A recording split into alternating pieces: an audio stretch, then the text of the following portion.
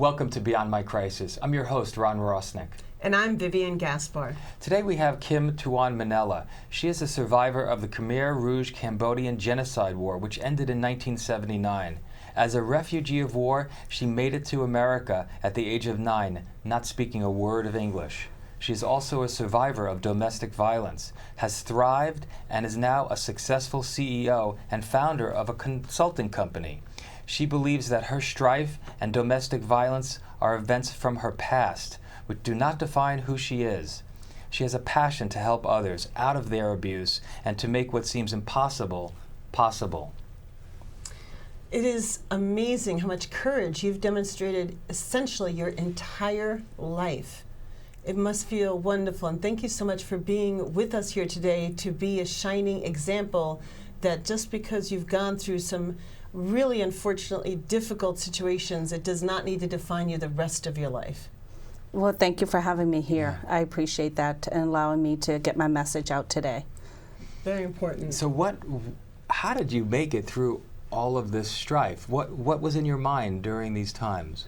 Well, if I can just go back just a little bit Sure. to the past, and I'll just make it really short, is that I am a survivor of the Khmer Rouge genocide, and this was a ethnic war, ethnic cleansing. So if people are familiar with the Holocaust. Yes. They did something very similar to that. Almost 2 million people were killed. Yeah, and we say almost 2 million because there's still no records of how many people lost their lives. Systematically, they were murdered during this.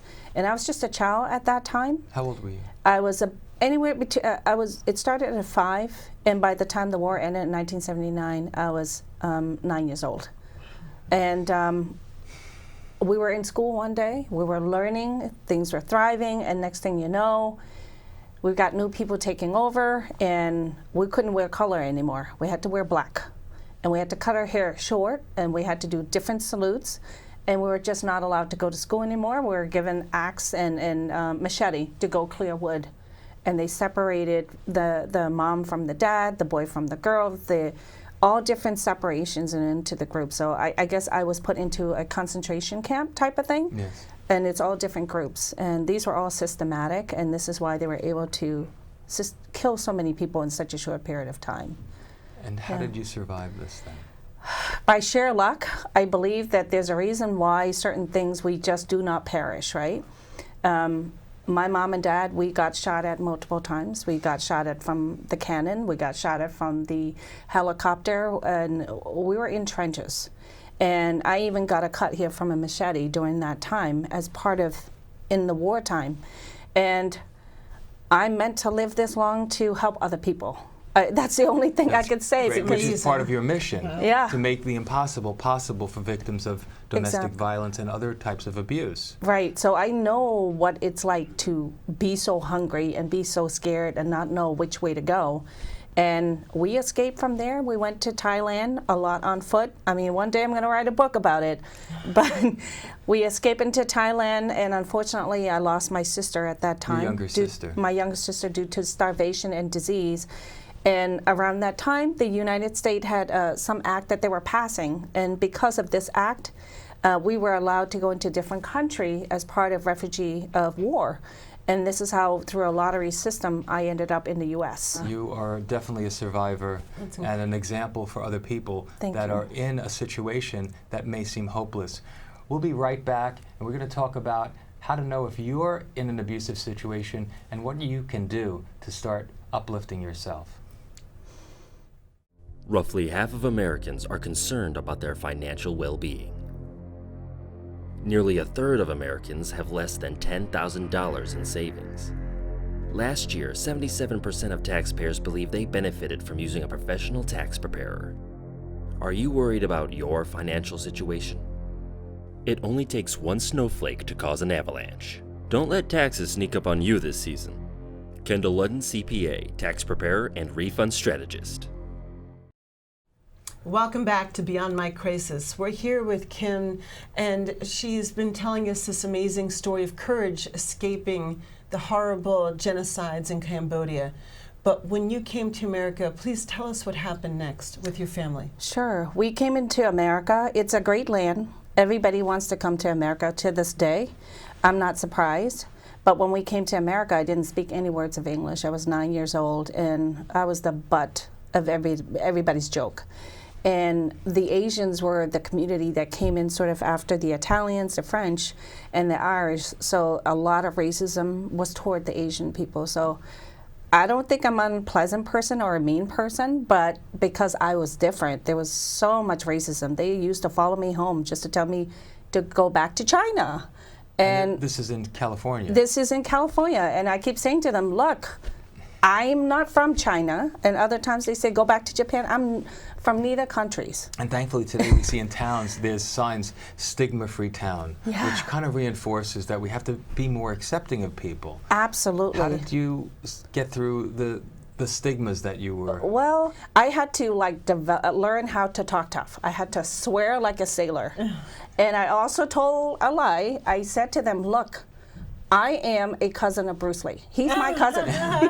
But it worked. And you became a martial artist, too. I am. Today, I am a martial artist. But at the time, I said, look, my cousin is Bruce Lee. And at that time in the 80s, he was very popular. I said, if you don't stop beating me up, I'm going to call him, and he's coming to the school, and he's going to take care of you.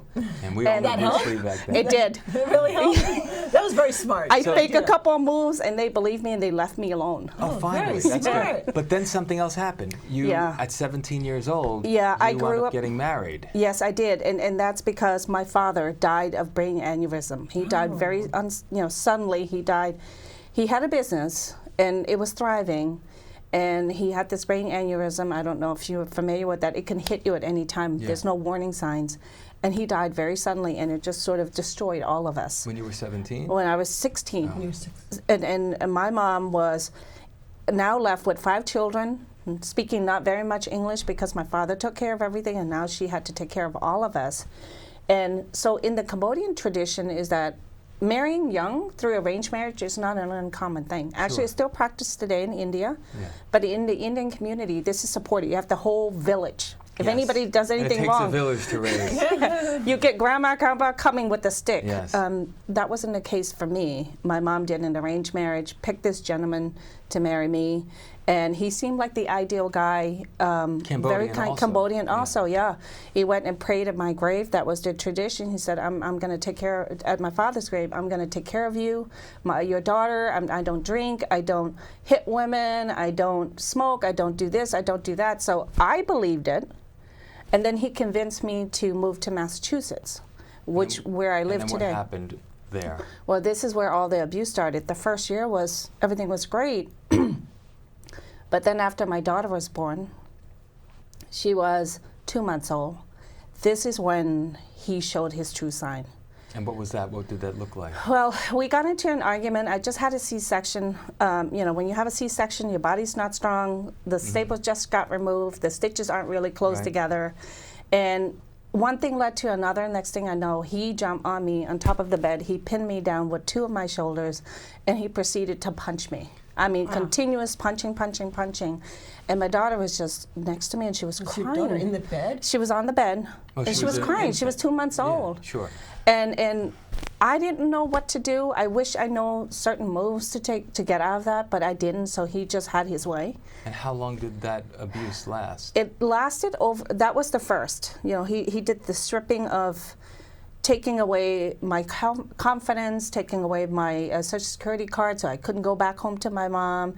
He said things like, if you call the cops, I'm going to make sure you're dead. I'm going to make sure you're in the body bag if you ever call the cops. So this sort of continued for 6 years. Well, So did you- he do anything that was controlling? Because I know that's He did. frequently He another- did. He would say, you can't drive until you're 25.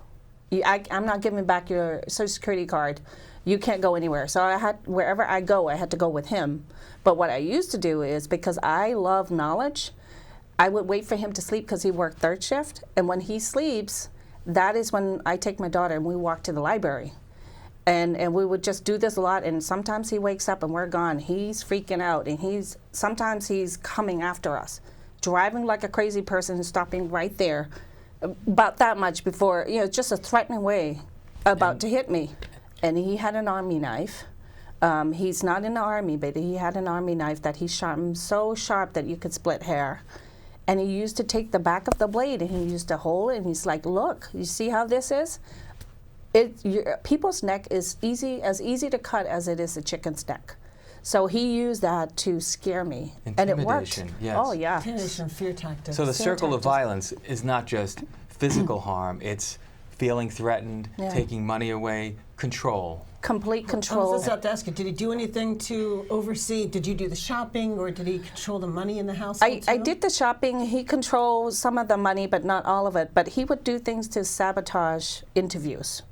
Like I wanted to go to school after high school, and I fought him hard to go. Right. No matter what, I was willing to take whatever he was going to give me and just go to school. And then he sabotaged a couple of my interviews because he didn't want me to work. Because the thing with abusers is if you can have your victim have no means of education, have no means of friends, have no means of family support, and have no way of making money, they control ultimately everything. Right. So the big question before we take our next break is, Sure. how did you escape from this? Well, I have to say that it was a blessing in disguise. You can call it divine intervention. Your gut feel is the most important thing, and everybody out there needs to understand that you need to trust your gut. If your intuition says you're in danger, trust it. You are in danger. And for me, that morning when he came home from work, sharpening meat cleavers and getting ready to pack another one, that's when I said, oh my gosh, get the heck out of here now. Kim, let's take a break and find out exactly how Kim was able to escape this horrific situation with her now ex-husband.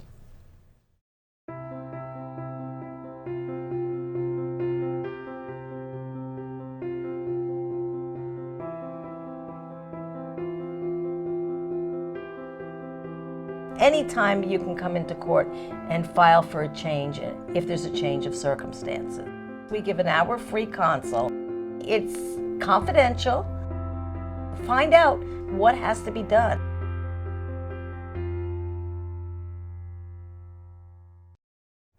We're back here with Kim, who's just describing how she was living a hellish life in an abusive relationship with a young child. And Kim, you were saying you got out of this from how? What was your turning point of Well, this? you just see it in somebody's eyes when they're ready to do something drastic, and I saw it in his eyes. And you said something really important that I think all of our audience should really know.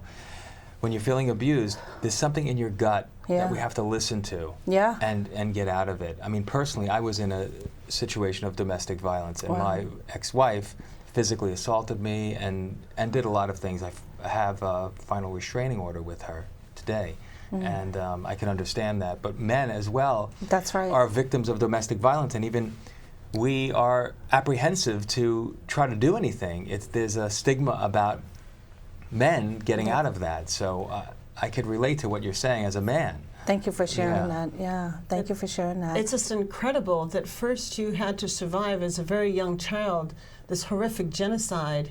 You came to America, you saw the light, and only to get into this situation. So I really commend your bravery Thank you. and courage to take you and your daughter out of that.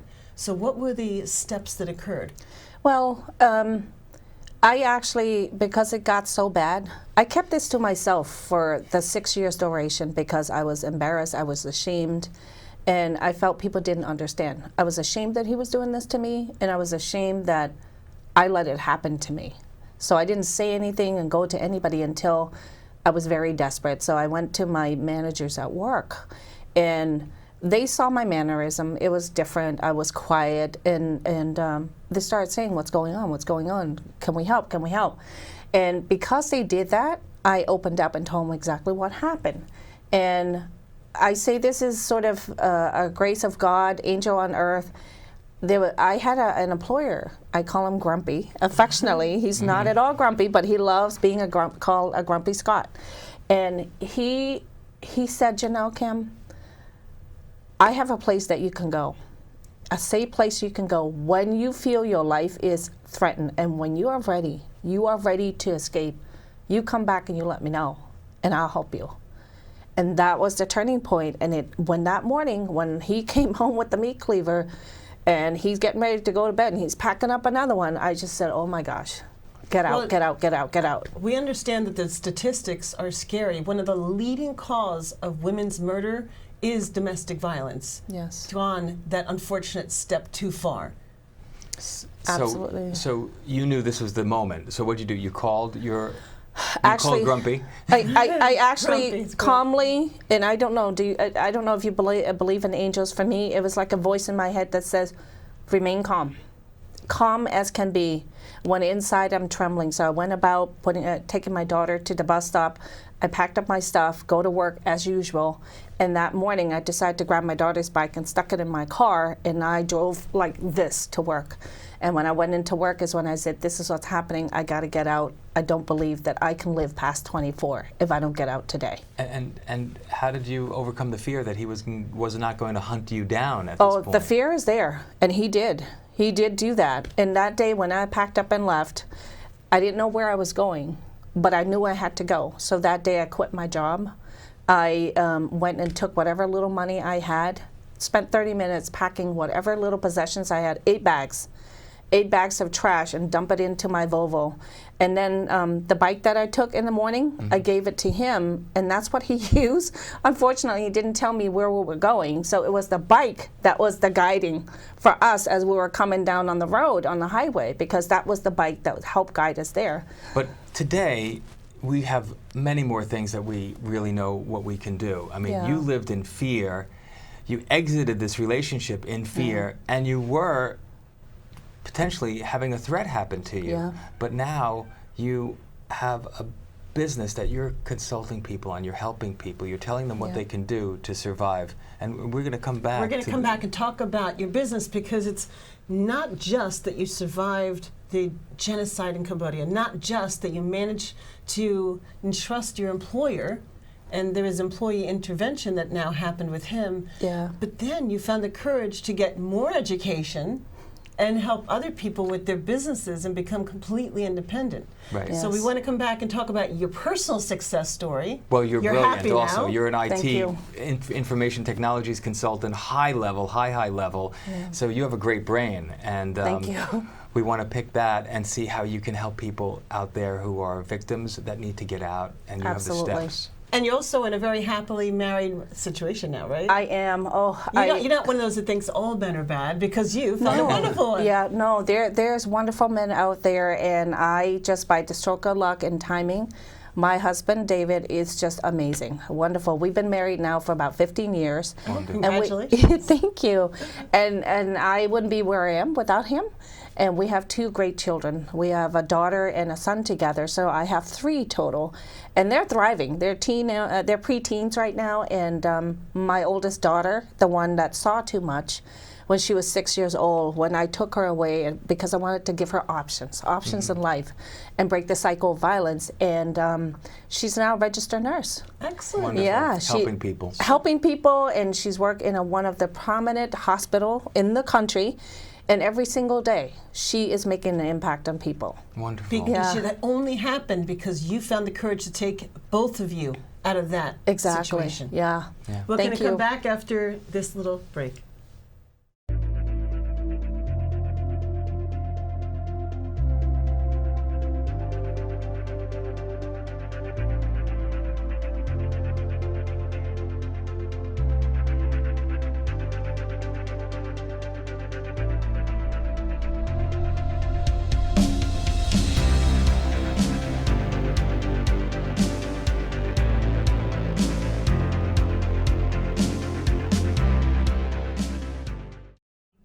We're back with Tuon Menella, talking about how she survived in Cambodia, made it to America, lived through domestic violence, and became a successful entrepreneur, and now is ready to help people with their domestic violence issues. Kim, you've got a lot going on. You've got a business called how is it pronounced? Well, my business name for my information technology consulting company, which I consult for the state, as my client, is called Jarani Solutions. And Jarani actually is a Cambodian word that translates into rare jewel. Into rare jewel. Real jewel, that's what it means. And underneath all of that, so I have 2 passions. I've got one where it's B2B business, doing a lot of information technology, and I'm very much involved in the cloud computing space in AWS, Amazon.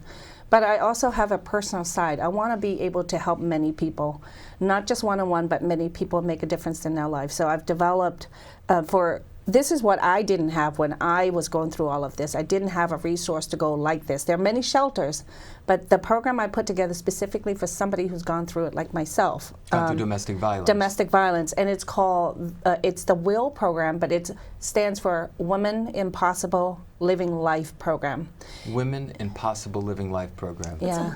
And so do you include, because you said you're a martial artist, Yes. which I love because you want to make sure that you're not going to be a victim again. Exactly. Even by strangers. So do you, as part of your program, to help with some basic self-defense training? Absolutely. So the program in itself has content. It's got instructions. It guides basic things like how do you escape?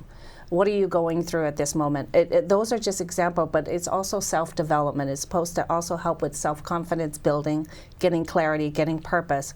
But I'm also including bonuses on self-defense, like what do you do when you're choked from the front? What do you do when you're choked from the back? These are things I wish I knew. If someone was pinning me down, what do I do to get out of that? Right. And now you know, and you're going to teach other people. Yes. But if someone's in fear in a domestic violence situation, they may not want to go on their computer. They may think their spouse may be watching, or may see a credit card spending or something like that. How can they do this secretly and start connecting with you? Well, there are different ways to do this because I also offer one-on-one coaching where I will work with their schedule and help them a different way. So there's no trails. I think it's really important because if the spouse is very knowledgeable in the computer, they could go to the last history and see all of the event that's there, and then potentially harm that Right, person. so can I make a suggestion for our Sure. viewers? Open an incognito window and then do the search for your website and find you incognito, then close that window, and then there won't I be love a that. history for that. Thank You'll you. have to figure out how to do that. I don't know how to do Well, that. it's under the file menu. You'll see new window or new incognito window. In Safari and Google Chrome and That's Firefox, great. it's all there. Because I want people to feel like they can do this in the Yeah. worst of worst situations. And you've been through the worst of the worst. There's hope and there's a possibility for an incredible life. And that's what you want to give to people. I really do, because I believe domestic violence is only an event, right? It's an event. It doesn't define you. It's not your fault. It's something that just happens, just like any bad things that happen. The key thing is to get out of it, find a way to get out of it and survive, and take the actions. Do you give this courage to male and female victims, and that it can be heterosexual relationships, homosexual relationships, it doesn't matter, it can happen to everyone. Exactly. The step-by-step on the most, I think, important things that you said, to not have the shame involved in how you look forward, Right. to eliminate that stigma, because it isn't your fault, that you didn't ask for it, you didn't want it, Yeah. and how to just clear yourself of that so you can move forward. Absolutely. Is there Yeah. anything really important that you want to tell our viewers? Yeah, domestic violence doesn't discriminate. It doesn't discriminate against gender, doesn't discriminate against lifestyles, career, education, environment, society. It happens, and it happens so easily. And subtly sometimes. You subtly, don't even yeah. recognize it happening when it starts happening. Right, too. because what happens is when that person, the abuser, gets into that control aspect, and they're very good and they're very manipulative, and they know the psychological way to trick you. It's And almost natural to the abusers. They don't get necessarily trained in this. It's just part of their being. Exactly, and then all of a sudden the person who's being abused starts to question themselves. Maybe I brought this on. Maybe it's because I said this. Maybe I didn't serve dinner on time, or maybe I shouldn't have done this. It's my fault. And all of a sudden it becomes the person blames themselves for everything that this individual did. And it's hard when you love that person. When you're in love, or when you love that person and this stuff is happening, I can understand you that. can't believe it. You're in shock. You tell yourself, this can't be. This is the person I love. You are saying what I have said to myself Wow. over years of time. So, Wow. so does it end when you're divorced? Or No. how do you help people if they find that it's still going on, even though they found a way to escape? Once they're divorced, is it all done and over with? No, not at all. Actually, the first year or two are very challenging, and I do not want to discourage anybody from getting out of a divorce or a domestic violence situation, but know what's ahead of you. you know, when I left, I thought, that's it, I don't have to see him anymore. But I got a shock in the face because I had to constantly face them because I had to go get a restraining order. Temporary restraining order, 1 year restraining order, 2 years, 3 years, and if you get a permanent, you don't need to do it anymore. But then there's, if you have children involved, you have child custody, and then there's also the child support aspect. The financial piece. Yeah, and that's huge because if the person who's being victimized has never worked, who didn't, or they went to, let's say they went to college, but they chose to stay home to take care of the family. Yeah. Now they don't have a career, they don't have the skills, they don't have the means to provide for themselves. When they're caught in this situation, now they can't afford a lawyer. But even if they did work, that's really for spousal support. Yeah. Everyone should get child support. I that agree. has nothing to do with the ability to work and not work. So I completely agree with what you're saying.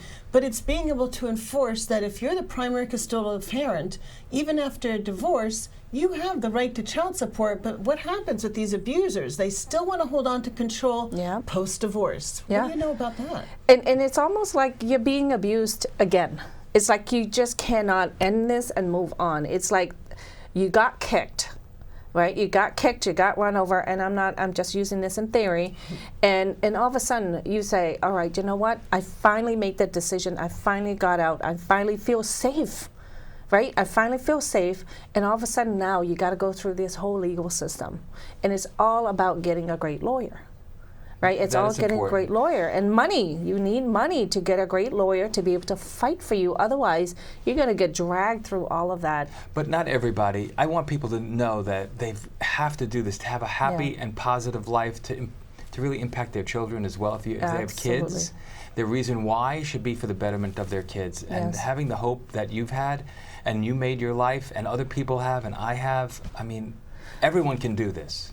There are things that they're going to do, and the thing is, you have to remain strong. You have to be strong. I had to remain strong. And too. really important, if you're in that situation, please be thoughtful of your social media. Do not post where you are. If you're showing up at a restaurant, don't post you're there if you know that someone's coming after you. Or Keep Yelp safe. or something. Right. And make sure don't use credit cards. Don't use credit cards, especially the ones that's shared. Right. But you can buy one of these prepaid credit cards with your credit card, and then that's not trackable. Right. So the key thing is, you know, as part of the program I'm putting together are these little tricks. And you've got a lot of them. Yeah, there's little tricks. And the other thing is, don't use your phone. Don't use your phone. Buy one of those cells, a prepaid one, because if you use your phone, but if you're a low-income earner, you can use Simply Safe. Yeah. The Obama program, former Obama great. program, will give you a free cell phone, and you can use that, and your spouse won't be able to track you. But even if, because we air in over 25, 30 countries right now, so this is not just about who is in the U.S., and so please remember, so it's not just about the services you can get locally, but almost everybody's on Facebook, so just remember to keep yourself incognito off social media. It's important to staying safe. Unfortunately, that's an easy way to be found by the person who's still obsessing. Absolutely. And also, you know, when you first leave that relationship, don't give out your address. If you're going into hiding, don't give out your address. That's so important. If you have a restraining order, final restraining order, you don't have to use your new address as your driver's license. No, you can get it impounded. You can tell them UPS that store address, right? There's ways that you don't have to put your home address down on your vital documents. That's right. With a restraining order. That's true. You can have your address impounded by the court, and by that term meaning they will not divulge that information no matter what. Kim, thank you so much for helping with real life practical information and tips, but also your really inspirational story. And thank you very much for helping our viewers get beyond their crisis with this information. Thank you so much for watching this episode of Beyond My Crisis with Ron and Vivian.